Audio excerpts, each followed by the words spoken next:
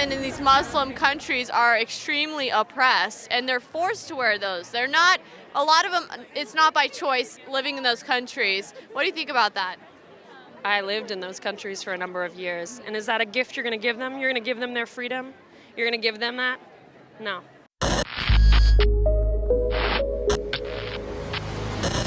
Well, what I'm trying to say is, you're out here promoting women's rights, but you're promoting a woman wearing something that she's forced to wear in other countries. It's not by choice. Forced to wear anything like that. It's her choice. They are forced. No, they are not. I'm not going to dictate. And I'm not talking to you. Where that Yeah. questioning comes from. The line of questioning, well, she's promoting a woman that's in a hijab, and do not touch me, lady.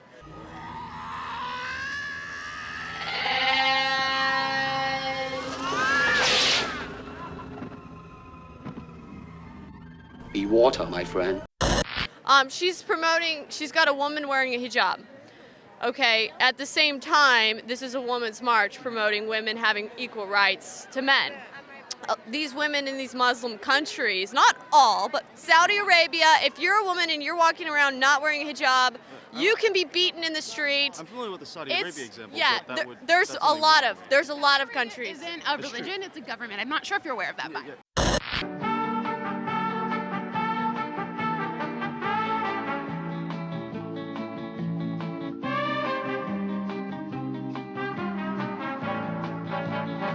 Isn't a religion, it's a government. I'm not sure if you're aware of that, but.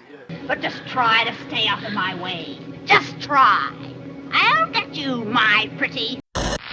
Yeah, okay, no duh. But what I'm trying to say is under Sharia law, which is the law that the Muslims abide by, women do not have equal rights to men. To be clear, there are exceptionally few countries, like if any, I don't think I can name one that follows strict Sharia law for the obvious reason that's like not generally applicable to the 21st century. Like I'm curious what countries you think are following strictly Sharia law.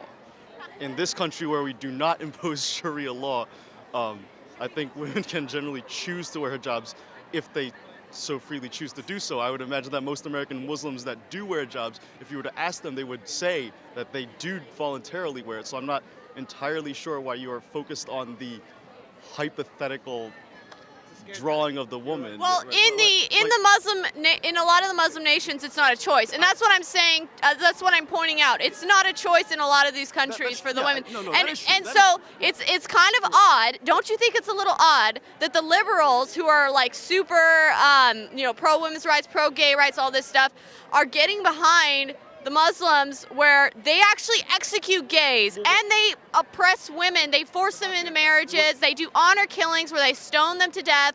A woman, if she's raped, she has to have 3 male witnesses to it. She can't even use another woman as a witness. I am also genuinely curious as to your thoughts about, you mentioned Saudi Arabia and Iran as being oppressive of women, but Saudi Arabia is a country that is directly supported by the U.S.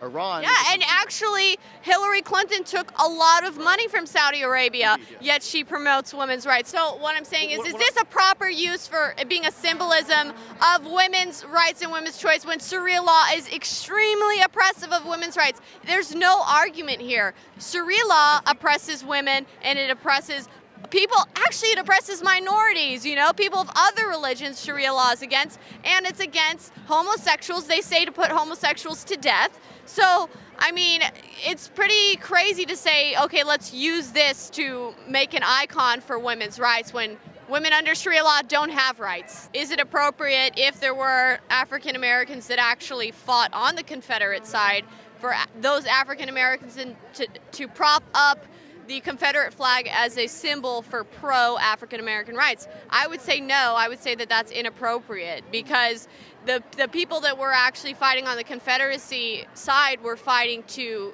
keep slavery around. So I guess you can use that to compare it to the woman in the hijab. Now some women may wear it by choice, but actually a large percent of women are forced to wear it, and it is a way of subjecting women.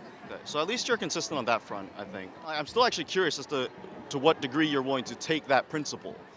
So for example, in the Indochina region, in the countries of Laos, Cambodia, and Vietnam, the United States from the 60s to the 70s, towards the end of the 70s, the United States engineered multiple genocides there, right? Is it the case then that, would you also say that flying the American flag, right? I mean, like to be clear, like the Indochina genocides are merely a few of the genocides that have been engineered through the U.S. government, right? Like, given all these genocides that also occur under U.S. like that are like occurred directly because of U.S. actions, are you willing to say that holding like an American flag also means that you are endorsing said genocides? I would say that that's a little bit different. Okay.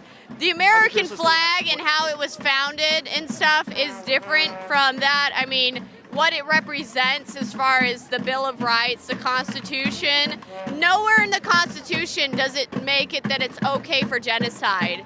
Whereas with Sharia law, in their text, it makes it okay to beat your wife. It tells them, beat your wife, stone a woman that isn't covering herself. It says kill and stone homosexuals. So that is in their writing. That's in their declaration. In our Declaration of Independence, nowhere in there does it say that we stand for genocide. So it's different. So it sounds to you then like the question is whether whether the original textual The writing, like, what their credo is, and in the Quran it talks about this. In Sharia law it talks about this stuff. So it's not just that this is happening and it's separate from their writings. It matches their writings, and it's what their writings say that they hold those as principles and values. Wait. To be clear, the latter thing is just like not true for a host of women wearing the hijab, right? A host of them would not endorse the view that women should be forced to wear the hijab, right? So that is Yes, to say, a lot of them are being forced. That's true, and they don't endorse the view secretly, but they are, and that's what Sharia law represents. They're quite open about this. Like, so Linda Sarsour, she's one of the organizers of this. Like,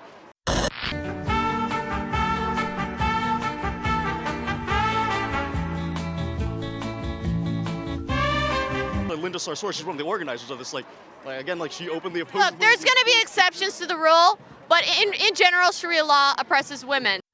So overall, it's pretty hypocritical for a woman to be walking around with a woman wearing a hijab as a symbol of women's rights, when in fact, the hijab is in this sense oppressing women, and in Sharia law, they're very oppressive of women. But here's the point. I am actually very supportive of religious rights. Religious freedoms need to be protected, but it shouldn't get in the way of human rights. And when a religion has beliefs that get in the way of human rights, that's when there's a little bit of a problem. Now, let's say there was a satanic religion that believed in, child sacrifice. Should we allow them to sacrifice children? I mean, no. We have to step in when human rights are being violated. A religion should have rights, and there should be religious rights, but not if it gets in the way of human rights. So I just thought it was a little bit hypocritical that they're using a woman in a hijab to represent women's rights. I mean, the left is getting pretty twisted. So this is Millie Weaver signing off for Infowars.com.